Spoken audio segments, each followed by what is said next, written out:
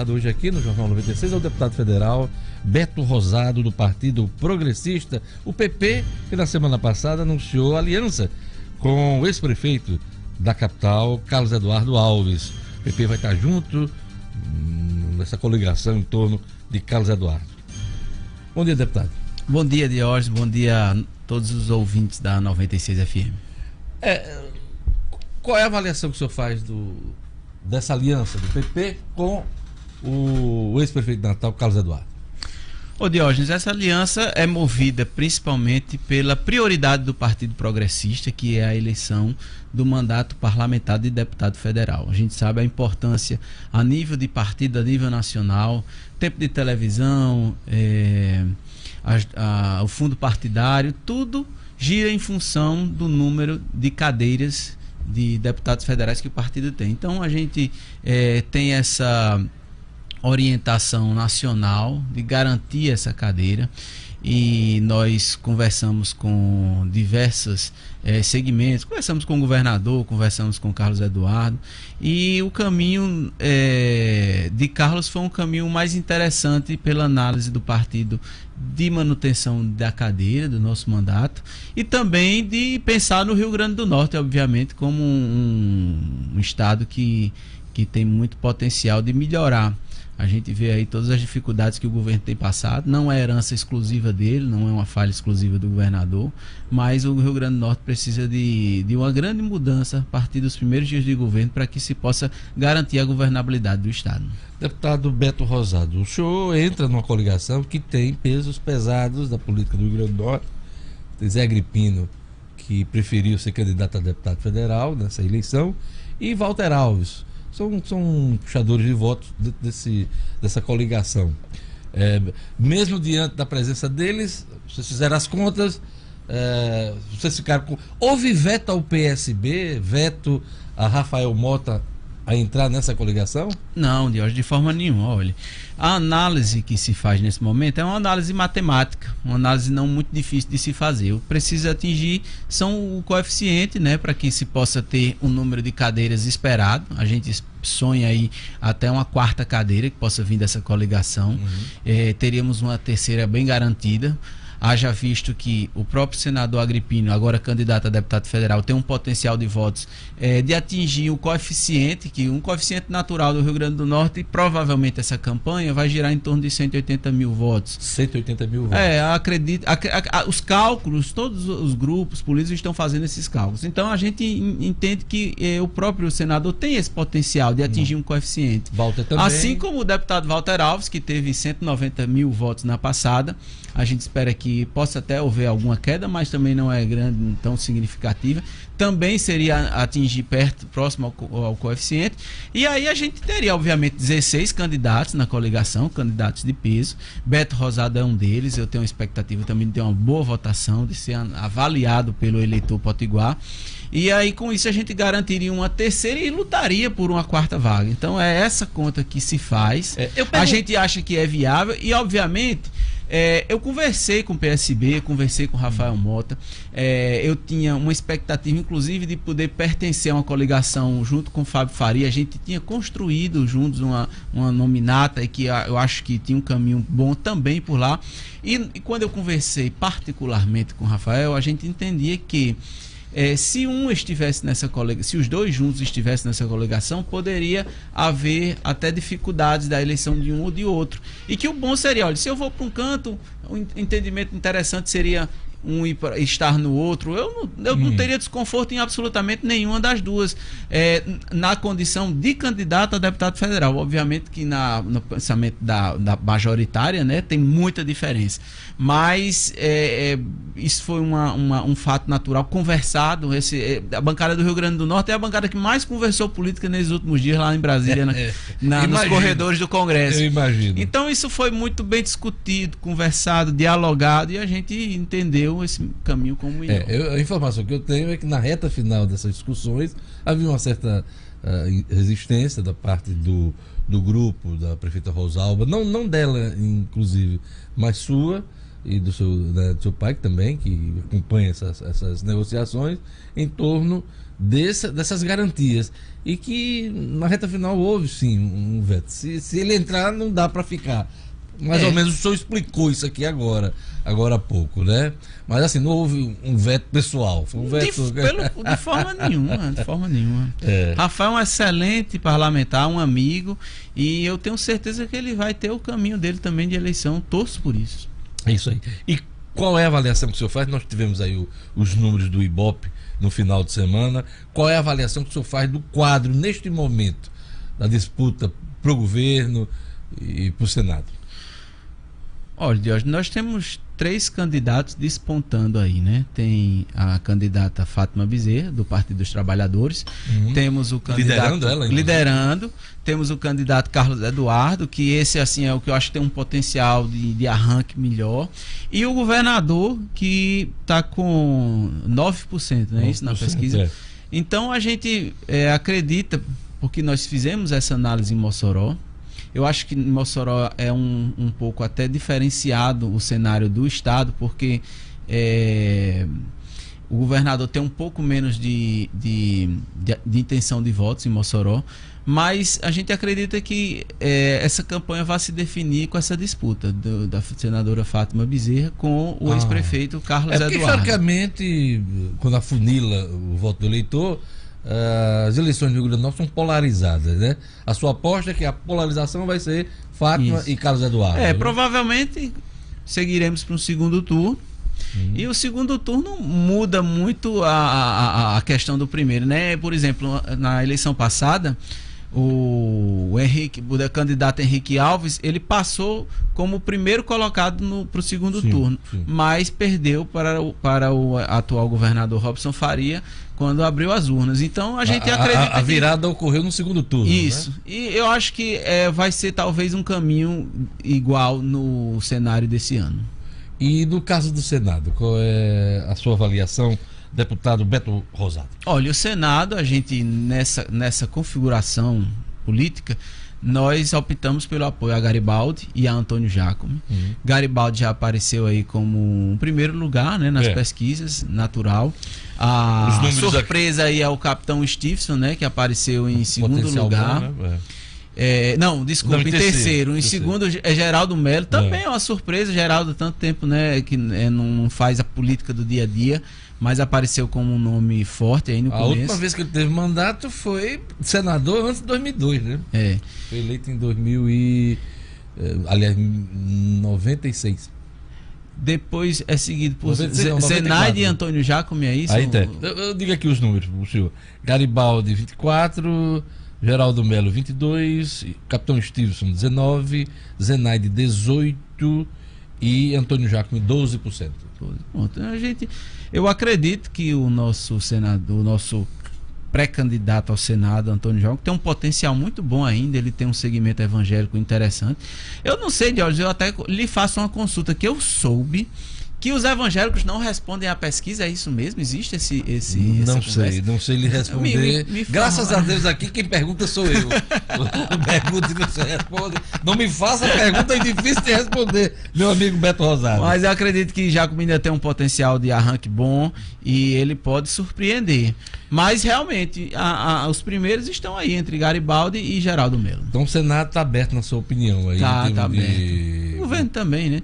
Eu só acredito, como todos os que fazem a leitura do cenário político estadual, que a senadora Fátima Bezerra, ela tem um teto. A gente até tinha expectativa que o teto fosse menor. Quando as pesquisas começaram a sair, a gente sentiu que ela tinha um fôlego, ela realmente é uma senadora importante do Rio Grande do Norte, se elegeu aí na campanha passada uma votação muito expressiva.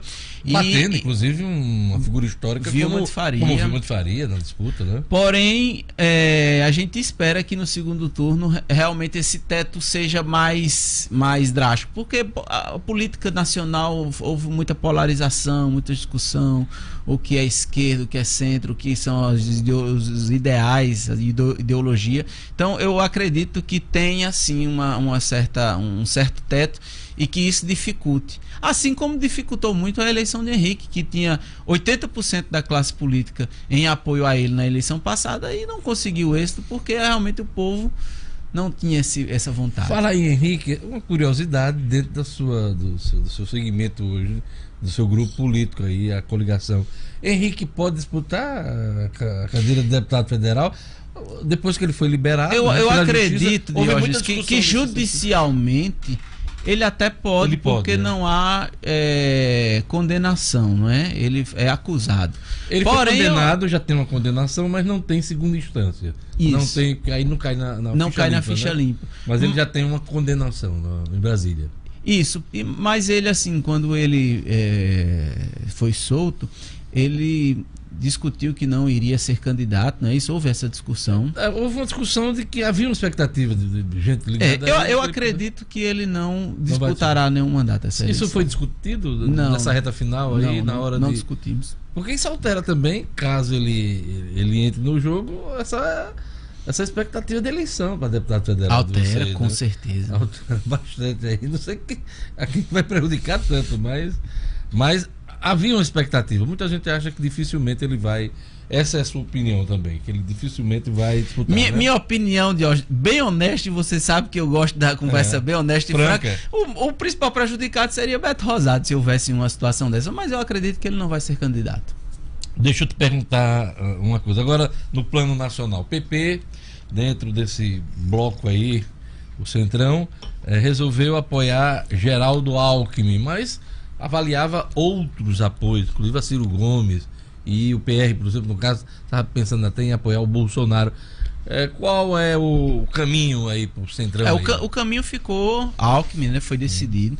Ciro Gomes era um nome muito interessante, apesar da dificuldade de campanha dele, ele é um pouco explosivo, mas eu fiquei muito feliz com a opção de Alckmin. Eu acho que Alckmin é um político interessante, prefeito de São Paulo, e a gente vai para a campanha pedindo votos para Alckmin. Ele está precisando, né? Porque nas pesquisas ele não tem demonstrado aí um bom desempenho. O senhor acredita que com essa aliança ele terá as condições de levar a mensagem dele e crescer? Acredito que ele tem condições de crescer. Foi o melhor caminho na sua avaliação? Na minha avaliação foi o melhor caminho. E aqui no Rio Grande do Norte, fator Lula, até que ponto vai interferir, vai influenciar, na verdade a palavra não é interferir, influenciar no voto do eleitor do Rio Grande do Norte? Olha, Diógenes, esse fator Lula é uma análise bem delicada de se fazer. Inclusive a gente teve uma eleição recentemente no Tocantins, né, uma eleição suplementar, onde a então candidata Cátia Abreu estava em primeiro lugar, né, nas pesquisas, e houve aí uma leitura de uma carta de Lula lida por Gleisi Hoffmann, presidente do PT, em apoio e após, não sei obviamente o quanto isso interferiu, mas Cátia não foi nem para o segundo turno, né? Ficou em quarto lugar. Não sei a que ponto isso obviamente interferiu no resultado da eleição, mas eu acho assim que como foi conversado agora há pouco, há uma polarização, há rejeições, há aceitações, e eu acho que não é tão benéfico quanto foi a um passado próximo, né? O próprio governador Robson Faria teve Lula pedindo votos na televisão para ele. Então ex-candidato Henrique Alves, eu soube que ele achou muito ruim, que ele não queria que isso acontecesse, e eu acho que isso beneficiou sim o Robson Faria. O Nordeste tem um voto muito, muito forte nos partidos de esquerda hoje, né? Mas eu acho que há uma alteração nesse cenário, há uma certa rejeição. Beto, esse é um momento, você ainda é pré-candidato a deputado federal, né? As convenções ainda vão ocorrer. Quando é que vai ser a do Partido Progressista? Está pré-agendado, ainda não está confirmado, que será dia 5 de agosto. No final, domingo. Né? O PDT tem a intenção de fazer dia 4, sábado. E aí nós faríamos a nossa em Mossoró. dia 5 no domingo para receber todo o grupo. E a gente mostraria, né, a importância, a força que está uma coligação que tem o prefeito da capital, o prefeito da segunda maior cidade do Rio Grande do Norte, e a gente a estratégia é essa. É isso aí. Então a convenção vai ser dia 5 de agosto. Eu lhe pergunto, esse é um momento de prestação de contas do deputado Beto Rosado com o eleitor. Qual é o balanço que o senhor faz aí desses 4 anos como deputado federal, em linhas gerais? Claro que não vai dar para falar tudo aí ao longo desses... Mas assim, o que é que o senhor destacaria? Qual é a prestação de contas que o senhor faz com o eleitor? Muito bem, Diógenes. Eu destaco primeiramente assim os grandes sucessos, né? Eu tenho um projeto já aprovado na Câmara Federal, de minha autoria, uma conversa com os conselheiros tutelares de Mossoró.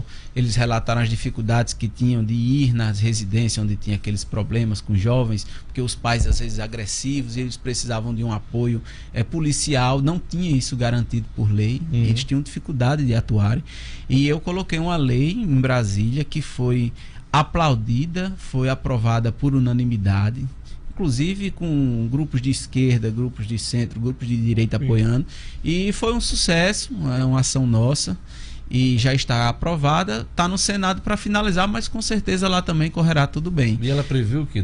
Prevê que exista, a pedido do conselheiro, uma proteção policial no ato da execução de suas funções. Então isso aí dá uma garantia de que o trabalho do conselheiro tutelar vai ser feito de forma muito mais organizada. Então é importantíssimo. O que mais? Por exemplo, Beto Rosado foi o único deputado do Rio Grande do Norte que participou da comissão especial que fiscalizava as obras do São Francisco. E lá eu fiz uma defesa muito forte para que o ramal Apodi fosse uma garantia na transposição. Eu defendi que o ramal Apodi era para ser a própria continuidade do eixo norte, que é onde traz a água do São Francisco para a região. A gente sabe que o Rio Grande do Norte não recebe nenhuma obra física da transposição no nosso estado. Ele apenas deixa a água lá no reservatório de Caiçara, na Paraíba, e essa água segue no leito natural do Rio Piranhas até o nosso maior reservatório, Armando Ribeiro. E isso vai ter assim uma dificuldade, vai ter pouca água chegando, não vai ter na quantidade que a gente precisava. Então o eixo, o ramal Apodi é que traz água em quantidades elevadas, 10 metros cúbicos de água por segundo.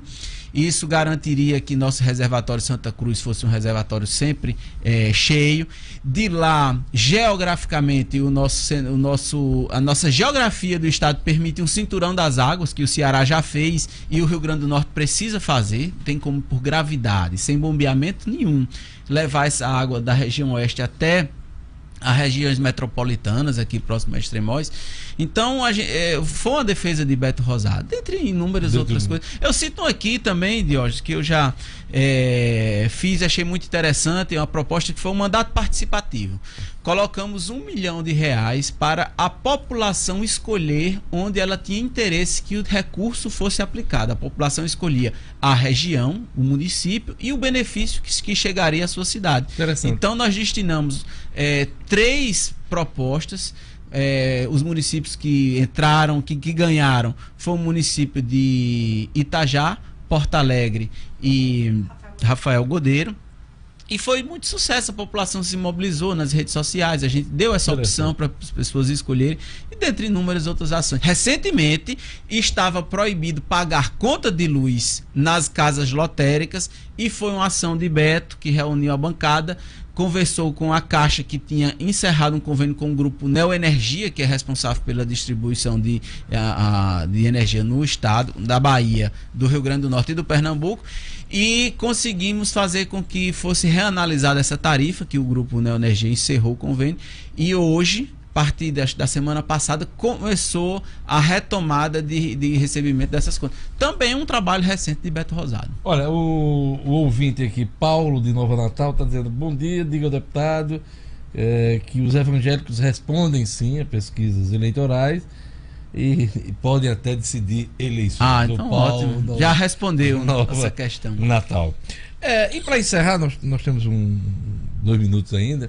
Eu lhe pergunto, eu sei que não dá para fazer tudo, né? Às vezes planejamento e as oportunidades não surgem. Qual é a mensagem que vai levar para o eleitor para um eventual segundo mandato de Beto Rosado? Primeira mensagem, Jorge, que eu acho que é uma mensagem muito importante para passar para o eleitorado, é a honestidade, né? O trabalho honesto, o empenho nas ações, na execução, no desenvolvimento das potencialidades do Rio Grande do Norte. A gente tem um estado bastante privilegiado.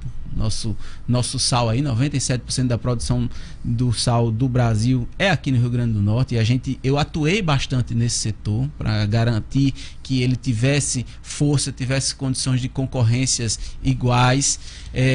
Na área da fruticultura irrigada, que a gente aqui ali na minha região, principalmente no Oeste, é um polo de desenvolvimento, gera mais de 30 mil empregos. Eu trabalhei também para que fosse aberto o mercado com a China, e isso possibilita até dobrar a geração de empregos nesse setor. Então a gente tem potencial para isso.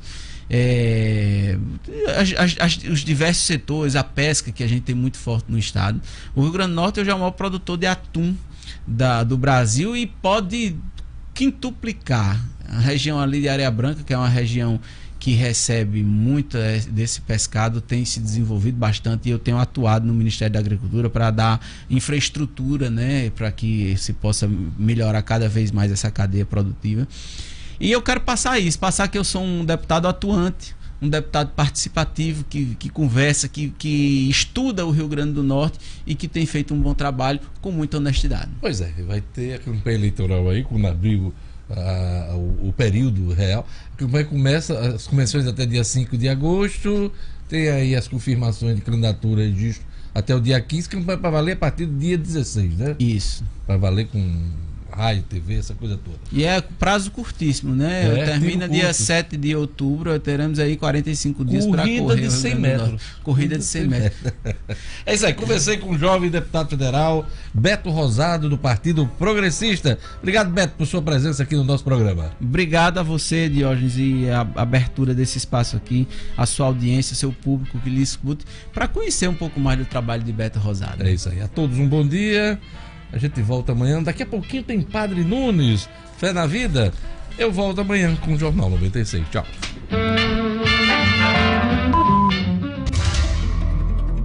Acabamos de apresentar Jornal 96.